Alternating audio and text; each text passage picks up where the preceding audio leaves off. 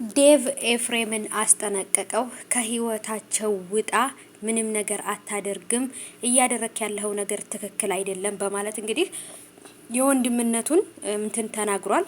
አሰላሙ አለይኩም ወራህመቱላሂ ወበረካቱ። ሰላም ሰላም፣ ውድ የተከበራችሁ የቻናሌ ተከታታዮች የኔ ውዶች የኔ ወርቆች እንዴት ናችሁ? ከኔ ጋር ሁሉ ሰላም ነው። ሰላማችሁ ብዝት ትትርፍ ይበልልኛ። አሁንም ደግሞ እንግዲህ በድጋሚ መጥቻለሁ። አያልቅብሽ ሱመያ ነኝ መጥቻለሁኝ። እንግዲህ የምትወዱኝ ቪዲዮ ላይክ አድርጉልኝ፣ ለማትወዱ ደግሞ ፈጣሪ ልቦና ይስጣችሁ።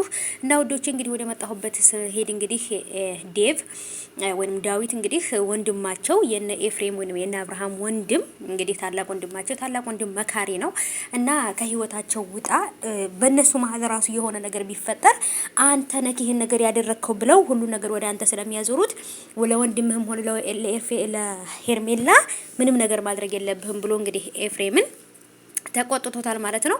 ኤፍሬምም ደግሞ በነገራችን ላይ እያደረገ ያለው እውነትንና እውነቱን አምናችሁ ተቀበሉ ነው እያለ ያለው። ገባችሁ አይደለ? አብርሃም እዚህ ጋር ልጅ ወልዷል። ከ6 ወር በፊት የነበረ ህይወቱና አሁን ላይ ያለው ህይወቱ ግን ይለያያል። ለምንድን ነው ራሱን እንደዚህ የሚያደርገው? በቃ ይሄኛውን የተጀመረው ነገር ያቁም።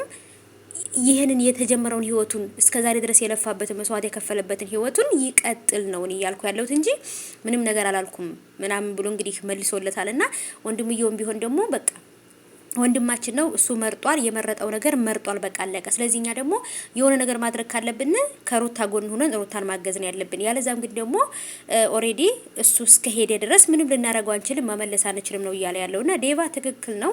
በዚህ ጋርም ደግሞ ኤፍሬምም ደግሞ ትክክል ነው ማለት ነው። ወንድሙን ለመመለስ ወደ ራሱ ለመመለስ ያለበት ነገር መጥፎ እንደሆነ ነው ለማሳየት እየሞከረ ያለው ኤፍሬም ማለት ነው። ኤፍሬም በነገራችን ላይ በጣም ጀግና ነው። እኔ የእውነት በጣም ነው የማከብረው።